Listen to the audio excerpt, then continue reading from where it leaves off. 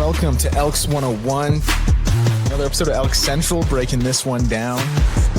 Reagan, touchdown Edmonton!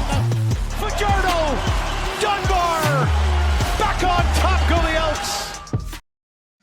Okay, welcome in. Elks 101, Declan, Eddie, and Rick here. March 16th. Today on the show, new signing for the Elks. Coulter Woodmansey deciding to sign here after a cross-country road trip, and why Taylor Powell left Hamilton. Loaded show. We make it work no matter what. Off season, doesn't matter. We find some storylines. We dig into them. We talk a lot of, Bushnick as well. But we have a lot of fun here. How was your guys? Actually, you know what? Before we get to that, I got to apologize because I was listening back to the Terrell Ford interview. I don't know if I've ever cut another person off so much as I did during that podcast. It was like Charlemagne the God with Cardi B. Like, ha ha ha ha. Like, he just wanted to be Terrell, man. Like, I went back and listened to it. He'd start saying something. I'd be like, yeah. It was so bad. I couldn't even listen to it. So I apologize to anyone who listened. And yeah. What about me? You were great, downfalls? Man. No, you were a consummate pro. Give me the truth. Come on. I wasn't really listening, man. There was a couple of moments where we had some dead air. Yeah. Where we were both like, Dude, there was a point for real where I was like, I think I've ran out of things to talk about, but it's only been half an hour. I know. Because you generally plan these things for about 20 to 30 minutes, right? So when you have someone in studio here where the expectation is like 45, 50 an hour, it does get a little tough. We made it work, and Terrell was great. It was a lot of fun. Like, he was a great guy to chat with. But there was a point, like, if you listened, you literally heard me say, yeah, I think about the questions, but what about, and then just like ask whatever. And it was awesome. Like, he rolled with it. It was a lot of fun. It was great. But I did feel bad because I was listening back and I was like, I wonder if I do that all the time. And it's not even necessarily me just interjecting and being like, you're talking about X, Y, and Z. Here's A, B, and C point. He'll be saying something, and you'll hear me come in being like, oh yeah, or like, yeah, good point, man. Like, it's just complete, like, just the loudest like interjection ever. I get it. People, yeah. But you know what? We're working on it. The thing is, you're listening to it audibly, but when you're in person and chopping it up, it fits. That's exactly what it is. Yeah. And like, again, I come in, I think probably a little bit hotter on the mic because I get right up there. It's real personal. Like, I'll rest my nose on it sometimes. I'll be eating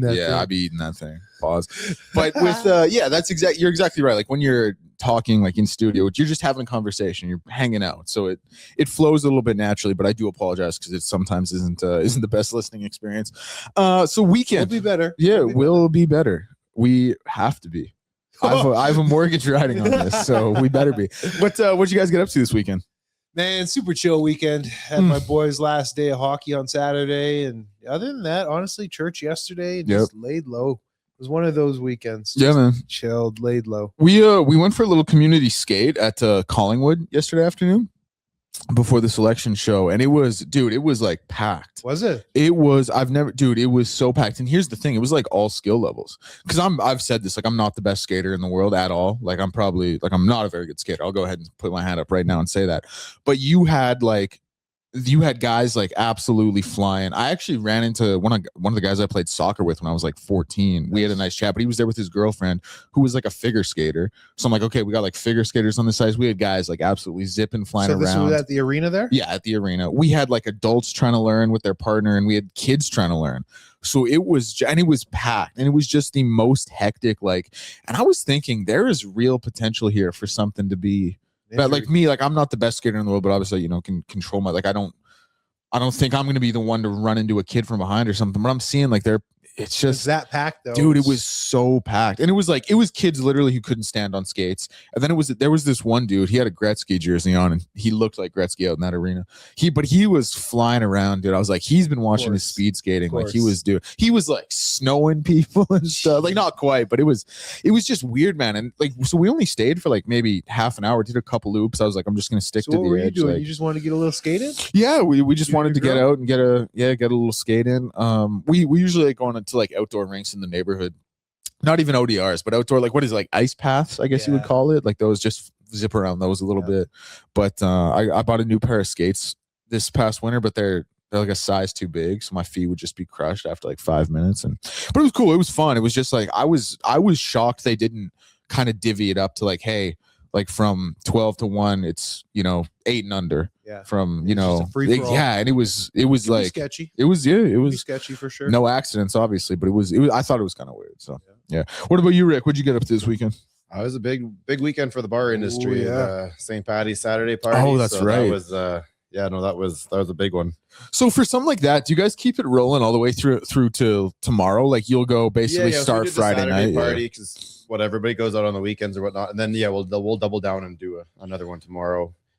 Just for the actual St. Patty's thing, right? For St. Patrick's Day, man, I always find it fascinating how many people are actually into making St. Patrick's Day. And like I get it, people like to drink, people like to party, like I get where it comes from, but it is kind of crazy to me that like St. Patrick's Day sometimes is as big as it is. I'm like, man, like it's a Tuesday and you're Especially, really committed to this. Like you're being weekday, usually. Like rarely does it feel like it's a weekend. It's a little bit different post-COVID. I know pre-COVID, people are getting out of work, skipping work, whatever it is. And then post-COVID's been a little bit different, especially on the day of, if it falls on like a Tuesday or Wednesday or some one of those odd days. Yeah. Pre-COVID, didn't matter. You're still going off. Post-COVID, it's a bit of a 50-50.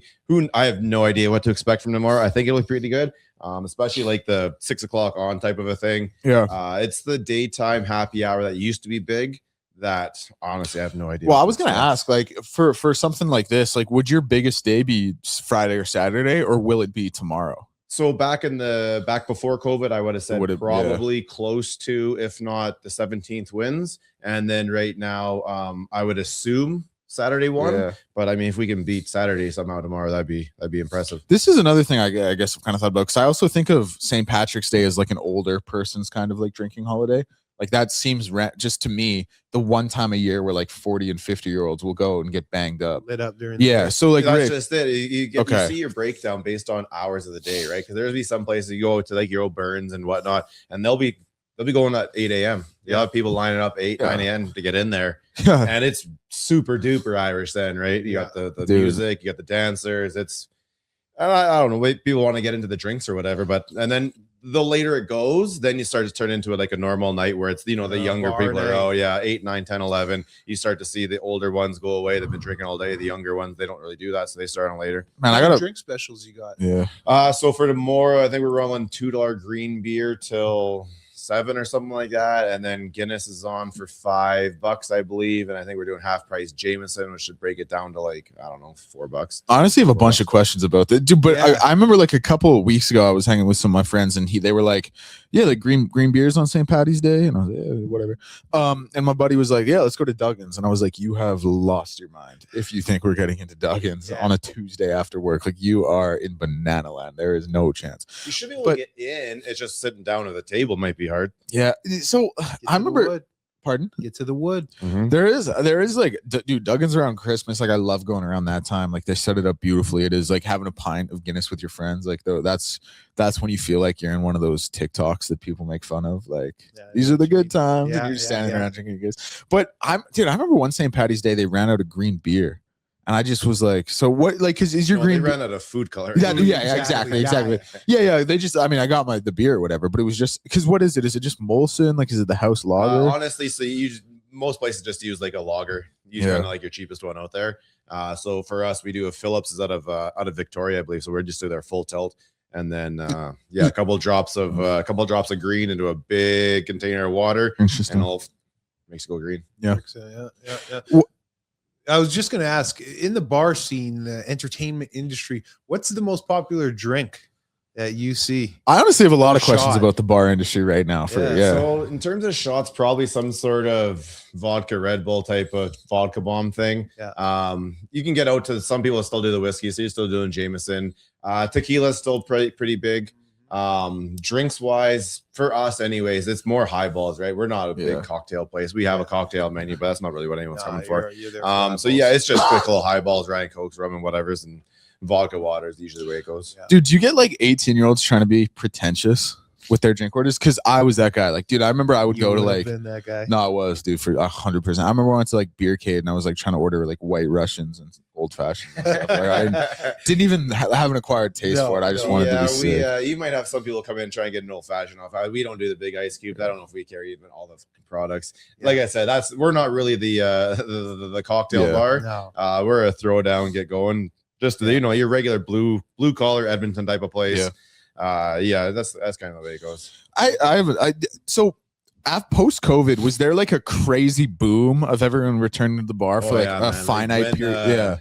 But then did it kind of like steady, like, and then it like dropped off again? Yeah. Okay. So it went nuts, and I think when the rules went away is kind of when things dipped down again. But like coming out of COVID during like the rules era, we were pretty fucking hot and going off. Yeah, interesting, funny. It's hard to think back at that time. Hey, COVID.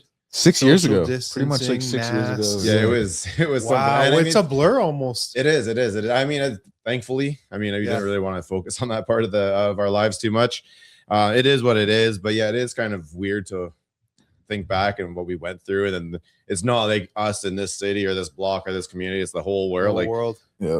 How many times have we ever said the whole world's gone under this whole thing? The last thing was got to be one of these big ass wars or something like that, right? Yeah. Where everybody is involved in it. It is crazy. Like I remember, like, because every year you get like a 1 year since COVID, 2 years since COVID, and this year was the first year where I've been like, yeah, it actually does feel like that. Like it does now feel like 6 years since COVID, because it was like I'm weirdly nostalgic for the time. Well, tomorrow would be the mid-March. Tomorrow would be the 6-year anniversary of everything shutting down. Good point. Yeah. So we were, so in 2020, on the 16th, everybody is up in limbo. Wasn't quite sure what's going down. Yeah. Joey and Cactus, I think, were the first big guys to say, you know what, we're not opening. So they kind of, and everybody was kind of waiting for the big guys to say, what are you guys doing first? And we'll fucking follow suit. Effect. So that's the way it was. So I remember going to bed, I don't know, midnight-ish, and up in arms, talking to everybody. We'll figure out in the morning. Went in the morning. Again, now it's St. Patty's Day. Let's get prepped. It's going to be a big one. But let's not over prep, because I do think that they're going to pull the rope and just shut her down. So, we iced our wells, got some booze out. And so we were supposed to open the doors at 11. I'm sure like 9:45, 10 o'clock, it was out there. It's like, hey, no one's doing anything. Dude, so we kind of like put some stuff away, packed up, went home, and started to realize how severe this was. And we're like, okay, shit, we're done for like a couple of weeks. Yeah. So we had to go back in and like actually shut down. Like I was just shutting down for a day, right? Yeah. You had to go back and, deal with fruit and all sorts of shit that like, hey guys, we ain't going to be open again for 2 weeks. True. We got to start dicing some of the things that aren't going to last. And then of course, when it came to food, we were giving some of our food away to staff. Hey guys, like we have all this food.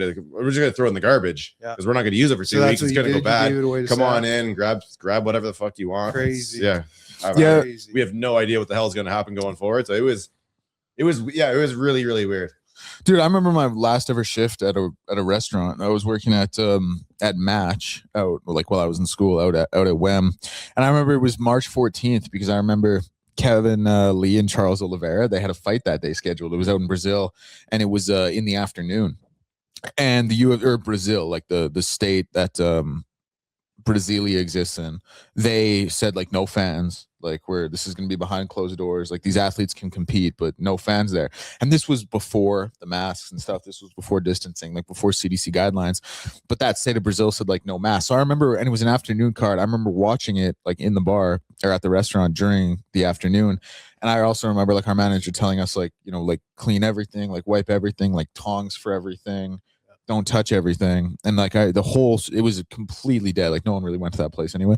It was like completely dead. And we were just wiping everything down, cleaning everything. And I remember that was my last shift ever. Like I never went back to that place because obviously we shut down because of COVID. I don't even know if it reopened, honestly. Yeah. That's crazy. It was a weird time, man. It was a weird time. Serb and everything. Yeah. Like, oh yeah. Then were you boys on Serb? Yeah, man. Oh, dude, for sure. No, I never.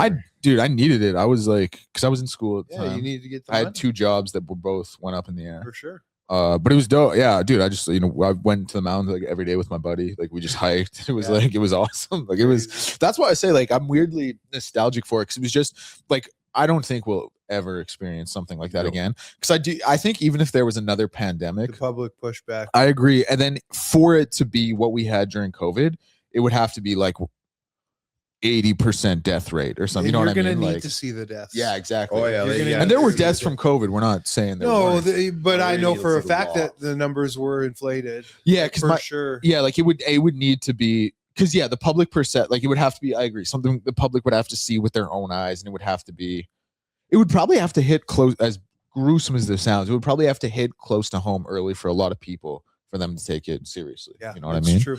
With those numbers going back to COVID, so I sell a lot of chemicals to hospitals, and I deal with the maintenance guys all the time.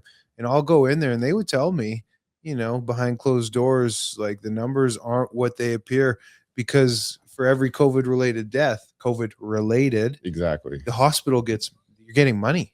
Like you're getting funding. Yeah. You could literally have somebody deaths in there who's living on life support on Tuesday, and on Wednesday they pass away when they do some autopsy. Like, oh, he had COVID. They made it a COVID death. Exactly. COVID is not the reason why they could do it. Is there? No. He just happened to have it. Like that, he may have been fine. Yeah, man. So that there's a lot of things that obviously, as we know, this is just one instance that really makes you scratch your head around the whole situation. Dude, I remember when I got it, I was down so bad.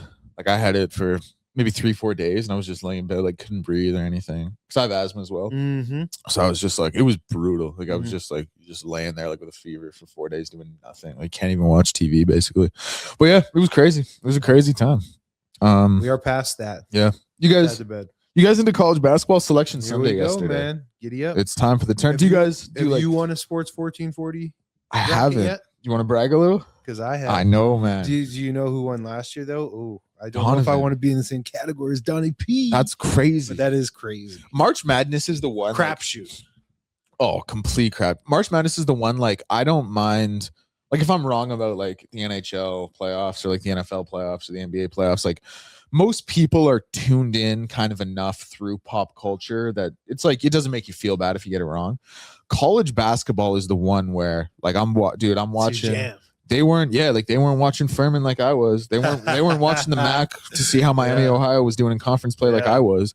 And then to turn around and like have a worse bracket than like my sister or something. Like that's when it actually stings. Yeah. I'm like, you did not watch a second of St. Mary's. They should not have won that game, and you picked it. Yeah, boy. Like so that's the one that's tough. So to not have that sports 1440 crown, it's tough. And this year's bracket, I honestly, like, I'm already a little, I don't know where I'm going with this one. I don't know how to make of it, what to make of it. I think this year, the tournament and moving forward now, just with the NIL, I think it changes things. I agree. You see so many talented players at smaller schools, and it just gives those schools an opportunity to compete now. Yeah, it is. But like the other kind of flip side of the coin is like those schools that used to be, or that are still blue bloods, that used to be a little more one and done, they can just pay to retain players now. So it's like you have some of these, like Purdue is a good example of that, like Braden Smith's on his 5th year or whatever.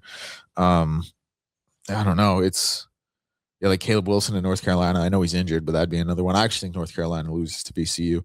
But it is, like the tournament used to be so magical, and it does feel like, I don't know, I feel like it's moving towards being a little bit more chalky. Probably, yeah, I would agree with that. I would agree. Yeah, but it is tourney time. I haven't even done my bracket yet. Have you?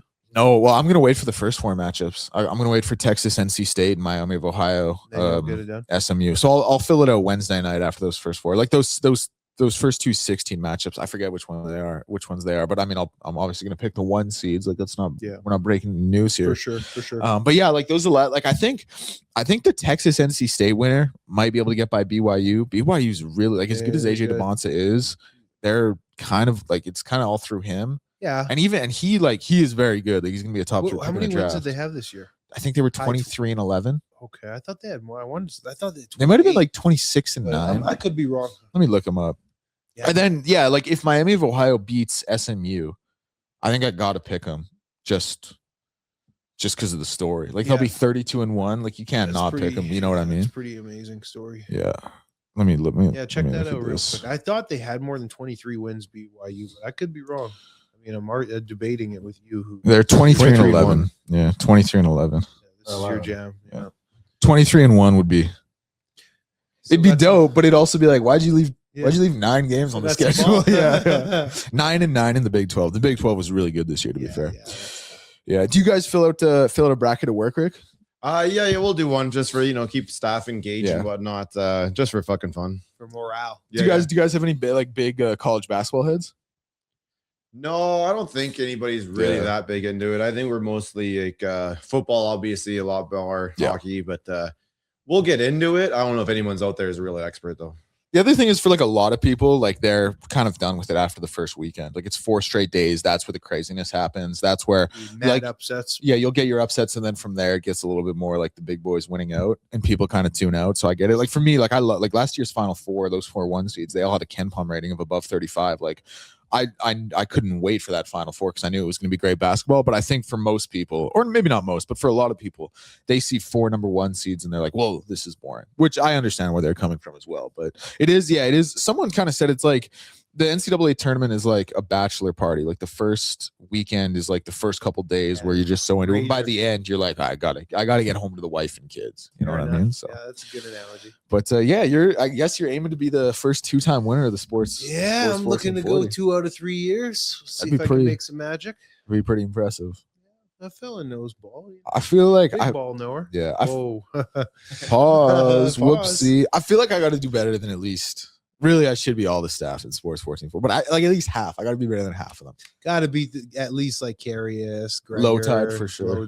Dude. He gets his info from me, so I better be able to beat him. It really, in reality, based off the metrics, it should be you and Fenny who are 1-2. Yeah, I don't know if Fenny's the biggest college guy in the world. He's a big NBA guy. He loves his NBA, but yeah. I do like that mentality though. It's not as so much as about winning the whole thing. It's just make sure you beat a certain couple of people. It's yeah. Oh, for sure. It's like no, I know more than them. I gotta bragging rights. Them. Okay, cool. I'm no, sorry. dude, like Donnie P having a crown and like that's madness, Rick. Yeah, dude, that's what even is that? That's St. Louis Blues in 2019, except kind of like no Binnington, no O'Reilly. Like it's madness. Just no Pietrangelo. It's so random. It's so random. It's so lucky. Yeah. Credit to him though, he didn't take the prize money. He let it all go to charity. So credit to him. That's big. That's huge. Didn't even get the offer of the prize money. They just sent it to charity. Hey, yeah, Duke said, and then just right on to charity. You did the right thing. Well, again, I probably would have kept it. I didn't even get the chance. You should go back and ask him for it. It's like one of those checks that you get like at a golf tournament or something where you have to like give half back. Yeah. You know? What if Duke's just been hoarding it this whole time? He's never donated a cent. Just letting that interest grow. Huh? Yeah, he's just been hoarding it the whole time. What was it? I think like $400 was the pot. Was that what it was? That's a decent little. Like I'll take hand up. I'll take $400. For sure. Like I wouldn't mind $400. It's a good look. Yeah, on to charity. Yeah. No, it's And to the people. All right, let's talk a little Edmonton Elks. There were some. Did they sign? Yeah, so they signed a gentleman named Michael Dowell. He played 2 seasons at Michigan State, 2 seasons at Miami of Ohio. Aptly enough, because we were just talking about their basketball team. So 2 seasons at Miami of Ohio, 157 total tackles, 8.5 tackles for a loss, 2 sacks, 2 picks, 11 PBUs in 26 games. He's 6'1", 215. So that means he's 5'11", 200. But Miami of Ohio, like funny, like the MAC is such a. It's all you almost can't evaluate players because of how crazy the conference is. Like that's not entirely fair, obviously, but it is one of those ones where, like, I don't think box scores in the MAC are truly representative of what happens in the game. And like, listen, I kind of have a weird thing now where any DB that comes in, I'm almost like actively against them a little bit because I'm so high on the current DB core. Yeah. And I like love the guys we have. Like I feel like if I saw Terrell and JJ out in public, I'd be like, "What's up, bro? What's up, my guy?" I'm sure they'd be like, "It's actually you can keep walking." We're not friends. Tyrell would be cool. Yeah, but like. Tyler would be cool. JJ, I think they'd be cool. If they remembered, I might have I'd be like, yeah, ElksNation podcast. Yeah, they know you. But no, I love those guys. I love Kobe. I think whether it's KJ, whether it's Jalen, I think those guys are great. And then I don't think Michael Dowell is going to come in and play safety. And even if he did, he'd be like he'd be the 4th safety on the depth chart. Like that's a really tough spot to be in. So I almost come in a little bit like with my guard up. But you could make the point last year, like, no, we weren't really talking about JJ. We weren't really talking about Jalen, and these guys pop. So obviously you want to bring these bodies in. You want to have them, you want to have the camp battles. You want to see what they can do. And it's like if a guy can come in and steal a job, like we're never going to sit here. Like we're never going to sit here and play favorites if a guy can steal a job. Like we're going to be completely objective and say he's the one who should be starting. He's the one exactly. Like as much as we like a guy, and we like Cody, I think, right? Like we like Cody a lot. Like how many times have we sat up here and said he can't? we're averaging like one a podcast saying he can't throw the ball more than 40 yards, and we love Cody. Like we're happy Cody's QB1. You know what I mean? So it's just, yeah, like if this guy can come in, compete, steal a job, make the team better, that's what it's really about. Now, is that going to happen? Remains to be seen. Probably not. Probably going to be a depth piece, practice squad guy. But I got some numbers here. He 4.5, 440, 34-inch vertical jump. So average-ish, average-ish. It's okay. It's faster than me. That's not a great 40. Yeah, no, let's just be not, honest. Yeah, it's not burner speed. Like, don't. So can look at this a couple ways. You can just kind of brush it off as a typical offseason signing, camp body, more depth to the depth chart. But then listening to you break it down here, Deck, and I'm getting to think, how can we think of this from a different angle? And what's kind of exciting is we're all three really high on the DB core and think that they're all ballers and can play. And clearly the team is, because I've spoken to Killam on 1440 and he was raving about the DB core and how they finished. So Ed, I feel, thinks that this DB core is a solid group. Yeah. So the pieces that he is signing must be, dare I say the term, elite. They must be really good if he's willing to sign them to bring them in to compete with this really high-end DB core. Yeah, that's a really good way of looking at it. And you're probably right. Like, yeah, to feel like, yeah, because I guess there is something to be said for filling out the roster, but yeah, like it's not like the depth chart's empty. Like I think they have 4 safeties already, just using that position as an example. So to bring in a guy, you're absolutely looking at right. some high-end competition across the roster this year, which is something the Double E haven't had in many years. Yeah. It's funny with like DBs. I think they're honestly usually one of the more underrated groups on the team, because if you're talking about them, it's because they're getting just roasted, burnt, just burnt toast, like 350 yards giving a game, just giving everything up. And to be fair, that's how we were talking about this DB core for the first 5 weeks of the season or whatever it was. But no, you make a really good points about that. So it'll be interesting to see. I'm looking forward to watching him in camp. I'm looking forward to see what he can bring. Looking forward to see, like, I don't know, maybe this is a better question for you, because I've obviously gone at it from a different angle, but like when there's a new body in camp, what's the first thing, or what do you kind of look for? What do you kind of watch for with these guys? Well, whenever I would see a new body back in my playing days, first thing I get to think is, this mofo ain't taking my job. Yeah, for sure. Like, it's, unfortunately, but they're like the enemy right away. Yes, you're cool, you're tight with them, and you're kind of like boys, but you don't want to give up your spot. So it forces you to play at a higher level and compete at a higher level. So that would be my first thing. And then the more as you get going on, during training camp, you practice, you get to know guys. Yeah, sure, the doors can kind of soften and you guys can kind of vibe and become boys. But what's really, going back to my point that I was saying, I was really high on this DB group, and I thought that for sure, like, they would just run it back, bring everybody back, strike up the band, bring everybody back. But, clearly this team is not resting on their laurels, and they're looking to upgrade at any turn and have competition at any turn. So that's a sign that, like, man, they're hungry to win. Yeah, I think there's lots of positivity in that group coming out of the season. But by what we're watching Herbie do right now is just tell them, I believe in you guys, but don't be safe. Expect that this is just like, there's still competition out here. We'll still replace your ass if you don't go out there and keep playing. You have expectations. The way we finish the season off, those expectations are higher now. Yeah. So don't expect to come in here and play like we did the first third of last year. Come in here to start the year with the last third, and that's going to be our low side, and it's only going to get bigger from there.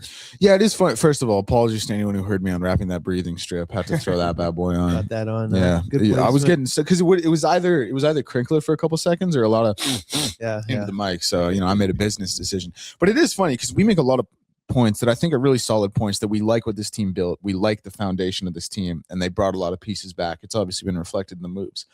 But then the other side of the coin that we also maybe don't talk about as much is that the reality is this was a 7-11 team. You know what I mean? Like I think we're all fans of the moves. I think we're all fans of these guys who are being brought back. I think we're all fans of a lot of different position groups. But there is maybe someone's been listening to this, hearing us talk about it for weeks on end, screaming, this was a 7-11 team last year.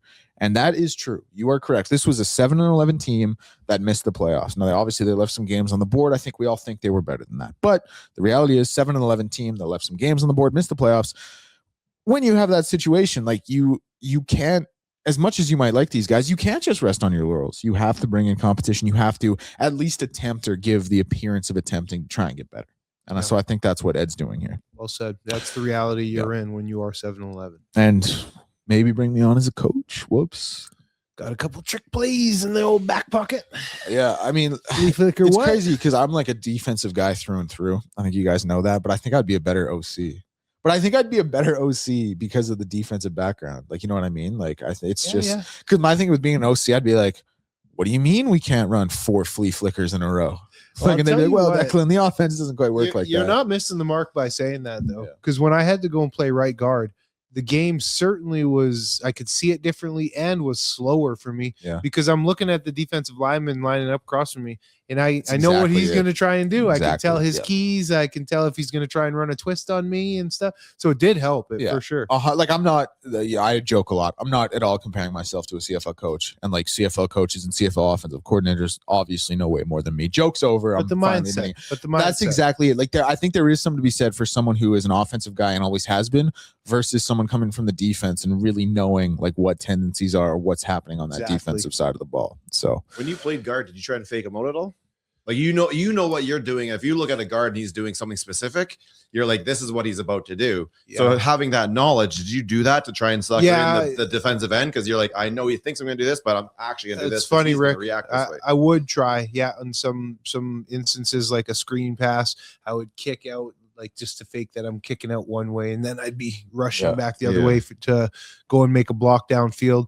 Or even just with your leaning, because you read so much on the physical keys. So you're staring at the footwork because the feet tell you exactly where an offensive lineman's going to go every time. But if you lean, if you're not technically sound and what you're staring at for your keys, you could lean one way, make it look like I'm about to go right. Oh, and then I'm stepping back quick left. So, you could play with guys like that a little bit. I remember doing that a bit. Also, like you get to that point when you're ultra comfortable with your position. Whereas when I was playing right guard, not comfortable. That was going to be my second question. Like, I get it because you're like, I know what this guy's going to do. I know we think the same way. However, I'm a new guy in my spot here. Stop thinking like that and get back down to the basics of this damn position. Play. This guy's really good, and I don't want to make me look bad. Ooh, I like how you did that little personal mute. Yeah, that was slick. Really that was slick. Years of practice. I don't know if I've ever at. Did you like playing guard? Like, obviously not as much as playing. Yeah, I did like it a lot actually, because way less running and stuff like that. What I didn't like is having even DBs come in and just flying and throwing their body in at me. Like I wasn't big enough to just absorb those hits. Yeah, like you feel it. Like even if it's a little DB, sure you're not knocking me or anything, but like you're still feeling that impact. Whereas like a 320-pound guard, where I was 280, they absorb it a little bit better. So I didn't like that being a stationary target. I didn't like that one bit, but I liked the position, the blocking. I did enjoy that. But being a target that guys just want to run into, I didn't like that at all. Yeah, interesting. If your kid was going to play, would you say like be a guard or be a D tackle? Oh man, be a guard. Get paid. Yeah, get paid. Offensive linemen, especially Canadian offensive linemen. How many $300,000 D tackles are out there? There's a couple 300,000 guards currently out there. Coulter Woodmansey. We'll talk about him in a second. That's my shoot. I just had a brain fart. What's the word? My thought process? No, I was gonna say my parlay segue. I said parlay, but segue I was thinking. Okay. Well, let's get right into it. Because Coulter Woodmansey, there was a cool article that came out in 3 Down Nation that so he drove cross country with David Beard last offseason to help him move. Clearly boys, right? Yeah, clearly boys. He was just helping him move, wasn't even thinking about free agency, anything like that.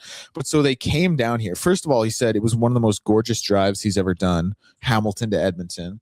I don't know about that. He lies like a rug. I don't know about that. Yeah, a lot of prairie from Manitoba to Saskatchewan. You ever done that Northern Ontario drive? Yeah. Dude, I took the train with my family from Toronto to Edmonton. A lot of fun, really cool experience. But Northern Ontario goes on forever. It can be sketchy it's like the longest province ever. It's like you're up in the tree. Like it was. So I mean, credit to him. He's got the LeBron lies down packed. You're gonna do well in front of the media, but like I don't know about that one. But he also kind of makes the point. he was like, actually, maybe now that I'm reading the article, maybe it was just the Jasper Lake Louise Banff to Edmonton drive he liked. That makes a lot more sense. Sorry for calling you out, Coulter. My fault. But he talked about, the money. He was like, and I'll give you his quote here. We're getting these financial numbers in. This is what Hamilton was offering Ottawa, Edmonton. What do we actually keep in our pocket? Because these numbers sound great. $300,000 sounds fantastic, but you've got to consider what you're going to pay in your income tax, your sales tax, and everyday purchases. We're thinking about Edmonton. There's no provincial sales tax. There's just the federal 5%. Unlike Ontario, when you pay an 8% provincial sales tax, you don't pay that in Alberta. You only pay 5%. Right away, everyday purchases are 8% cheaper. You have a slightly lower income tax, so saving more money there. It's an interesting, point, because we often bring it up. Like the NHL is kind of having a big discourse about it right now, about like the state income tax. And I think sometimes people maybe feel like the money, because let's face it, like these guys aren't on, 10, 12, $8 million contracts. Like, yeah, when you're like getting $8 million a year in California and you're only taking home 3, people are sitting there saying like, oh yeah, you're leaving $5 million on the table. I think maybe with the CFL, people obviously Canada to America, that's one thing, but I think people also don't always take it in just because the amount, like you're never going to be leaving $5 million a year on the table with state income tax. But he does make up a good point that like I don't like, this isn't something I really actively think about when I think about CFL free agents, but clearly it's at top of mind for him, and clearly it pays a role. And he also obviously talked about just liking it out here and like spending time out here with David when he drove him out here. But I thought the financial point was funny I thought it was interesting because it's something that doesn't really come up when we talk about CFL free agents. No, it doesn't. Now I'm going to push back on it a little bit. Okay. There's truth for sure. Being in Alberta, your game checks are taxed differently than being in Ontario and Montreal, for sure. You're taking a couple extra bucks home, but it's not drastic. It's we're a game check at best is $5 to $10K. So we're not talking drastic pennies here compared to $1 million. But the reality is this: how many other teams were offering him $300K? This guy got a record-breaking deal, so it's not even a competition. You're not weighing out options. Was Ottawa and these other teams offering, was $300K on the table? Probably not. So you took the money. It'd be really interesting to know what Hamilton did offer him. Yeah, and if Hamilton offered him $300K, you'd think he'd take it. I'm not in the man's shoes, but chances are you're not going to leave and uproot your career and family to go laterally to maybe make an extra maybe 10 to 15K on that $300K contract, right? I just typically doesn't work that way. So I think he went to the highest bidder, which he rightfully should, which most CFL players typically do. There is some implications tax-wise, but it's not drastic. It's not a huge deal breaker of a contract. So say, for example, he got 300 out of Edmonton. Hamilton was only offering 280. Well, yeah, you're going to go where the money goes. So I'd love to see what the other teams were offering him, because this guy he's the highest paid non-quarterback ever in the CFL. So that probably is the reason you signed here, not tax savings. Yeah. Like, I mean, so what does like after everything, like after agent fees, after like whatever, what does 300K look like playing in Hamilton versus Edmonton? Like if you, agents fees, you're taking 3% off the rip. So there's 3% gone. I mean, look, you're getting taxed federally across the board. Honestly, the 300K he maybe in Alberta is going to make, like I said, 10 to 15 more, all said and done. Maybe. Mm-hmm.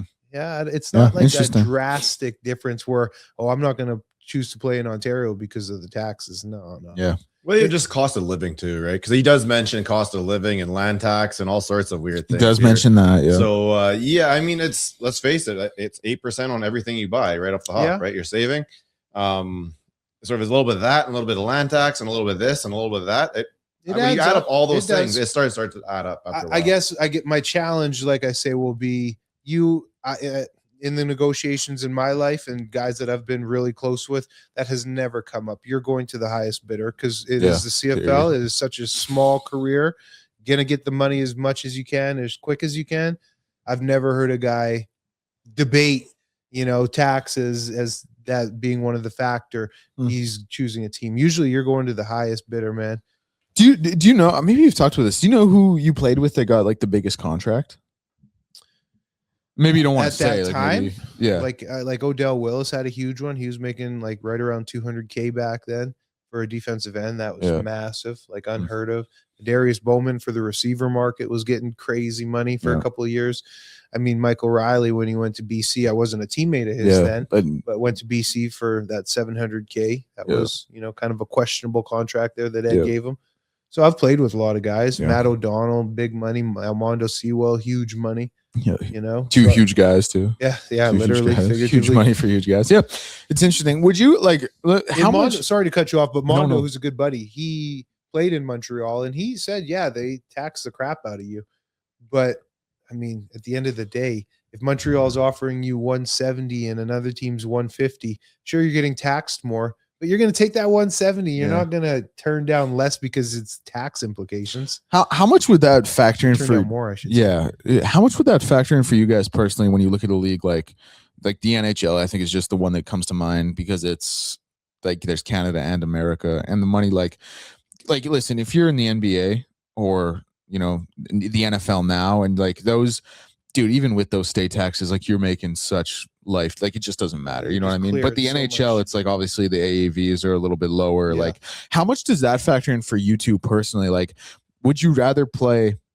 Like, let's say you got a $5 million AAV. Would you rather play in California where it's like beautiful quality of life, but go to the beach after practice. But like after taxes, maybe you're taking home $2 million of that, taxes, escrow, agent fees, whatever it is. Or do you want to play in? And I'm not trying to dog Edmonton at all. I love Edmonton. Edmonton's my home, but let's face it, Edmonton is. Especially if you're like an American guy, it's like a northern Canadian city. Yeah. Whether like media landscape is a little bit more stringent than a word. Yeah, like what? I'm not trying to. I love Edmonton, but I'm just saying like it's not maybe even like Columbus. Like pick a city. Like where would you guys rather be? Honestly, like every person's different.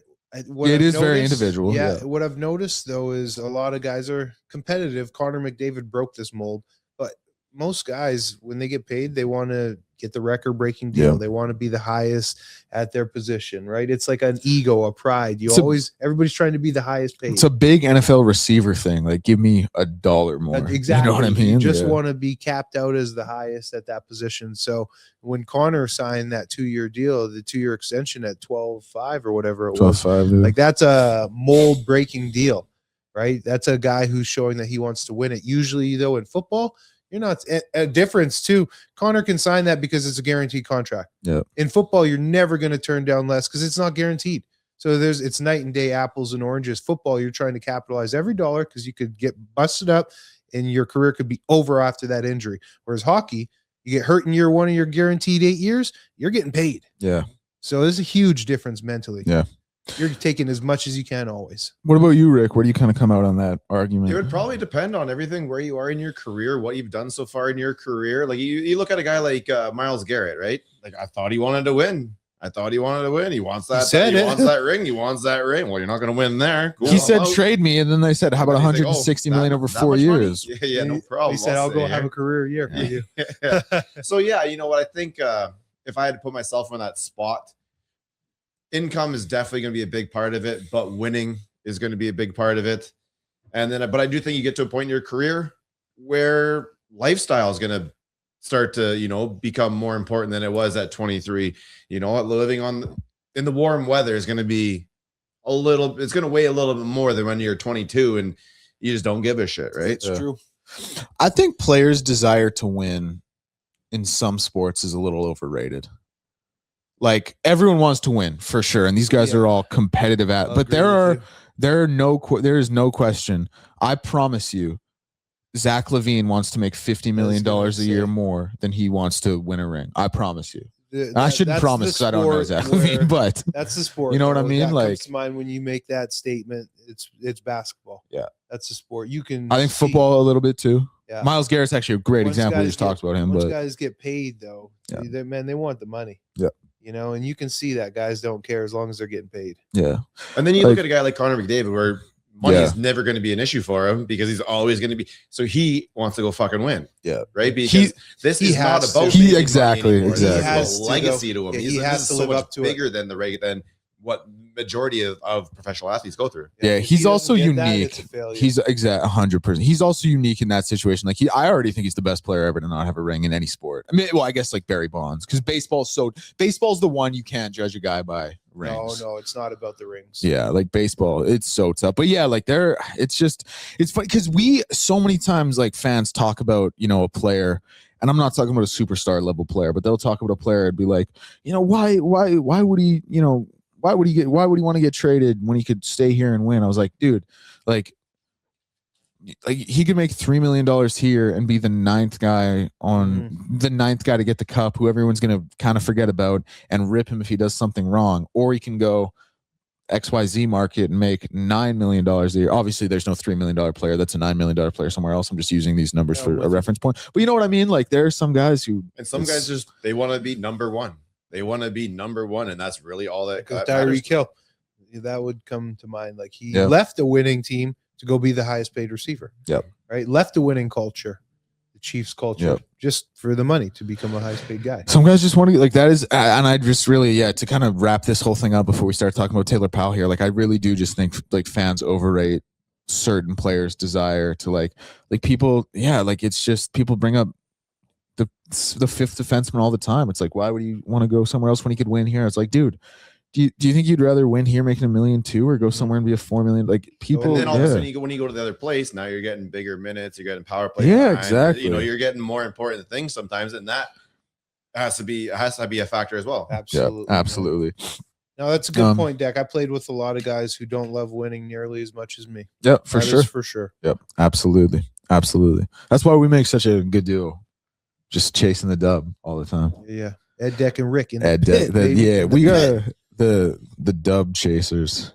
We'll rename this podcast without Wanye and Greg's consent. Yeah, it's that we're actually the dub chasers now. Okay, one final piece of Elks news here, and like it's obviously a little bit slower around this time. We do have the draft coming up at end of April. Some mock drafts are trickling out, so we'll touch on those as well. But Taylor Powell, I just thought this was an interesting 3 Down Nations article. They made the point that an extension fell short in Hamilton, made the decision to come to Edmonton. And basically his quote was, Bo signing a 2-year extension is tough. Conversations needed to be had. It seemed the writing was on the wall and I was looking for a fresh start. Totally get everything Taylor Powell's saying. And this is actually kind of a funny conversation based on what we just had. Like he wants to go and play. He wants to go and be the starter. Yeah. He wants to go play, be the starter. It is like, the point I was going to kind of bring up about this is like, I think in Taylor Powell's mind, he's thinking, one more year of Cody, and then it can be my team, or I can have a chance at it being my team. The reason I bring it up is because I'm not sure it's going to play out that way. Like we outlined some of Taylor Powell's numbers. They were never that great. His eye test never looked really good. Like he's never really popped at any level. So I don't know if that's going to be the case, but I appreciate him having the mindset of being like, okay, listen, Bo's their guy, 2-year extension. Like if I want to be a starter in this league, it's probably not going to happen this year when you look at the lay of the quarterback land. But Edmonton, like Cody's on a 1-year deal. He's a little bit older. He's already flirted with the idea of retirement. Bring that up. That was well documented that he didn't know if he was coming back or not. So when it comes to Taylor too, a lot of the pundits touted him as the next guy. I got caught up in that. I still am not gonna write it off yet. I still think that there's some ball in there. The numbers are mediocre at best at every level he's played at. But I still think that there is a player in there, just because if you look at the history and just a coach like Scott Milanovich to want to have you around and learn under him and be in the same quarterback room as a Bo Levi Mitchell, you got to have some of the it factor, I believe, right? Coaches are very selective. They don't want to waste their time with a guy they don't think has that it factor, especially an offensive-minded coach like Scott Milanovich, who has coached the best.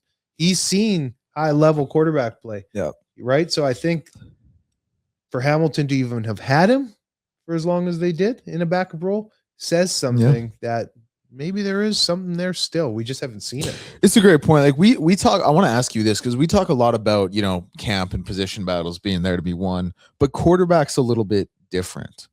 Like, because the reality is like Cody, they really campaigned for him. They gave him big QB1 money. Like Coach Killen wanted him back. Ed wanted him, the team wanted. But so like how much, like for example, like I'll just use the edge rusher position as Robbie Smith's getting $270K. He's listed as the second guy on the depth chart per 3 Down Nation's estimation for what's that worth. But my point is like if Noah Taylor's better than him, like Noah Taylor's going to play in that spot. Better. At quarterback, if Taylor Powell comes out and shines in camp in a way Cody doesn't, like I don't think you're starting Taylor Powell. Like if Cole, political. yeah, exactly. If Cole Snyder looks like the best quarterback out of the 4 they have right now, I don't think Cole Snyder's starting. Like there is a little bit of you have to. We saw this last year. Yeah, and last year was also a little bit different because they needed to like hitch their wagon to something that fans could get excited about. This time it feels a little bit different because it feels like there's a bit more structure in place. But I still feel like you can't, like if Cole comes out and has like the best camp, I don't think Cole's your QB1. You got to go with Cody. You got to go with Cody. Like no matter what it looks like. Until the failures are so bad, like they were with Trey last year, where you have to make a move. That's what it would be. That's why it's so political with the quarterback position. Yeah. You have to literally go out there and lose some games and have them perform poorly in order to make that change. Yeah, absolutely. And I'm not saying like it obviously was political last year. Like we're not even like, of course it was. But it's interesting now with Powell, how he, and I'm sure money factored in how much of a contract he was offered, but how he sees this as the best option for him to get some reps. Well, it is funny to like when you break their lack of confidence in Cody there from Tay. Yeah. Maybe. Well, I guess my thing would be like, what would the other, like obviously Hamilton write that one off immediately. Montreal over Davis, no way.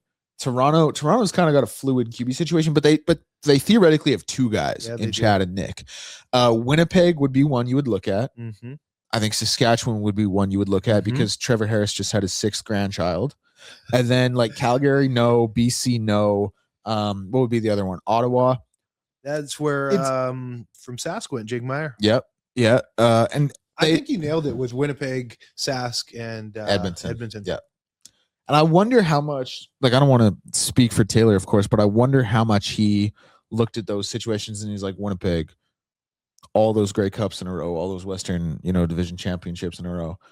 Sask just won the Grey Cup. Edmonton, 7-11, haven't made the playoffs for 6 years. Like, Deck, that ain't it, man. Really? Okay, interesting. Because I thought that would. There's no provincial tax in Alberta. Yeah, he's gonna look at the team and go, you know what? If I got to start in 2 years, which team is going to be best in 2 years? Which team is going to be best right now? And I think at that point, Winnipeg's probably got beaten. It's going to come down to Edmonton, Saskatchewan, and then he looked at both and said, you know what? I think if I get to start not this season, next season, that this team in Edmonton gives me my best opportunity to be successful. Interesting. You looked at it from that sense because I was looking at it as like, where can I play the quickest? Mm-hmm. That's what I can. But Rick makes a really good point that maybe that is how he was looking at it. I was looking at it like, where can I come in and play right now potentially? Me too.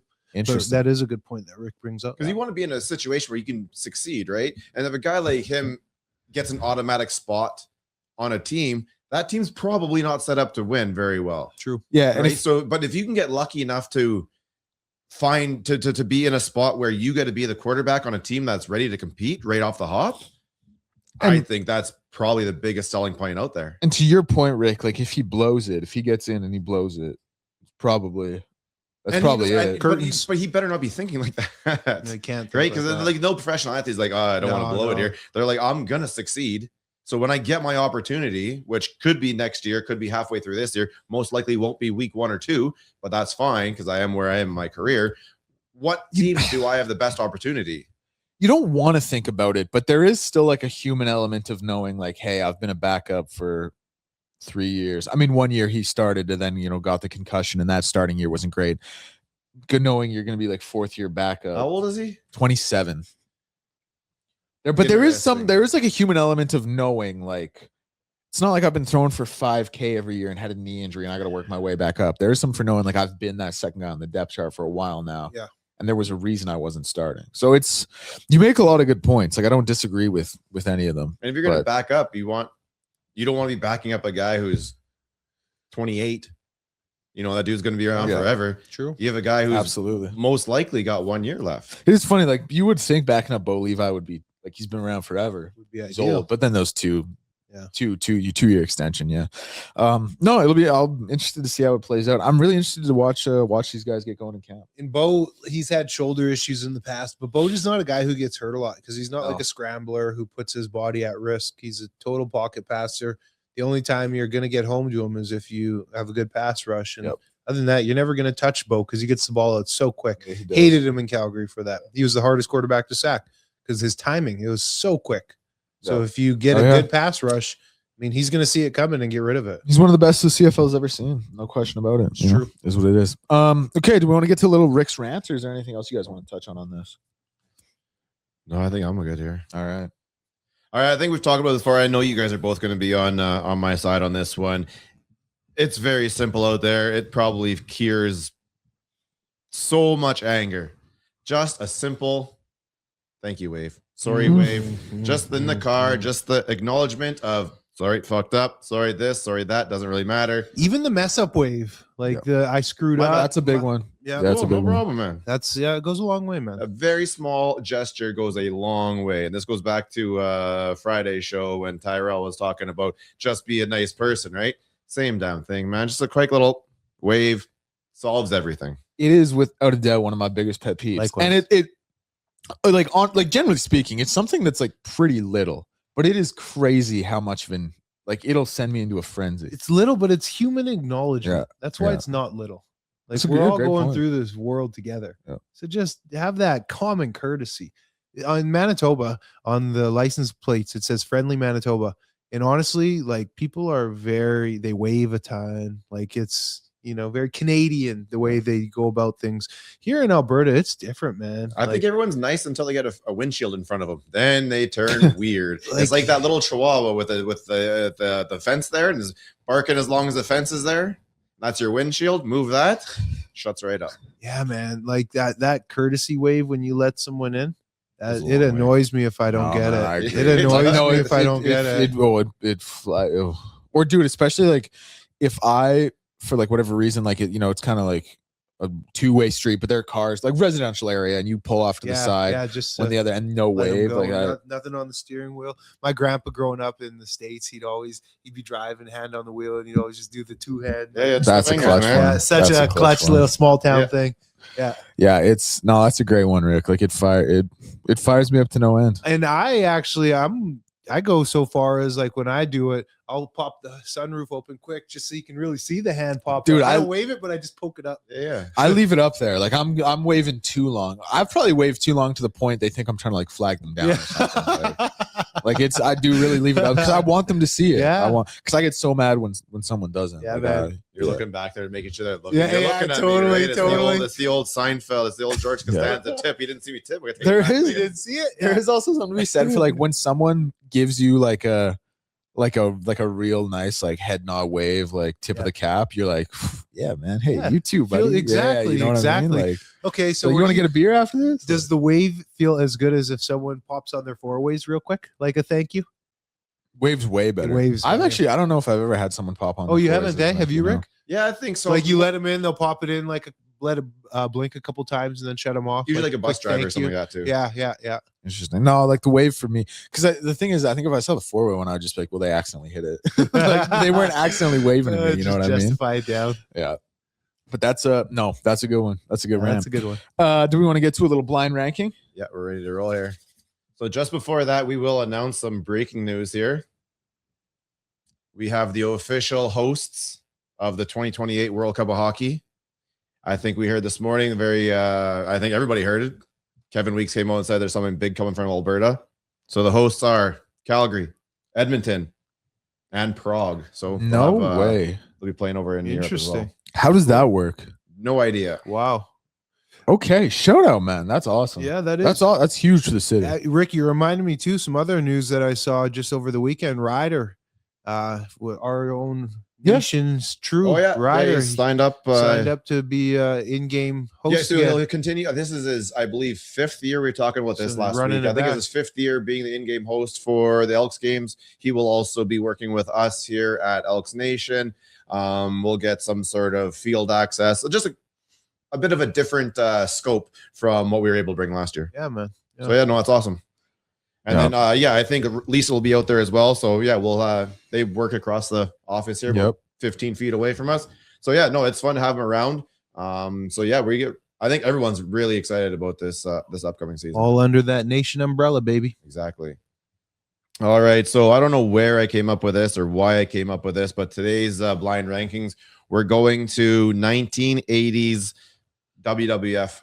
I guess we can call them wrestlers back then. Now the superstars, you got to take the wrestling out of it. But So that's where we're going. We're going to 1980s I'm terrible at WWF this. wrestlers. Mm. So let's start it off with well, there might be a okay.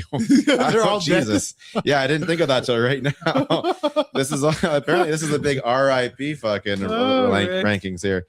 We're starting off Hot Rod, Roddy Piper. Oh, Roddy. He's Canadian, right? No. Oh, my fault. These are all both of you and I will be on the same page here. Yeah, I've heard the name. Yeah. Nah, I don't know. It'll be Rowdy, 4. right? I'll put him 3. Okay, now we're going up to the big man. We're going to Andre the Giant. I take it back, by the way. He's from Winnipeg. He's Canadian. Yeah, okay. Roddy. Yeah, word. Okay. My bad. I'll keep him at 3. Andre the Giant, dude, you know what's crazy? I was gonna put him number 1 because of the Princess Bride and all that. That was on TV yesterday too. Was it? Yeah, Such a he was classic. so iconic. He's probably got to be number 1. I'm gonna for put me. him 2. I'm gonna save the number 1 spot. I'm gonna put him number I'm 2. gonna put him number 1. Let's move on. We're going to this guy. Apparently, was an asshole in real life, but Ultimate Warrior. Oh, interesting. I'll put him 5. Yeah, I was never a big Ultimate guy, so I'll go 5. I'll put him 5. I'm cool with that.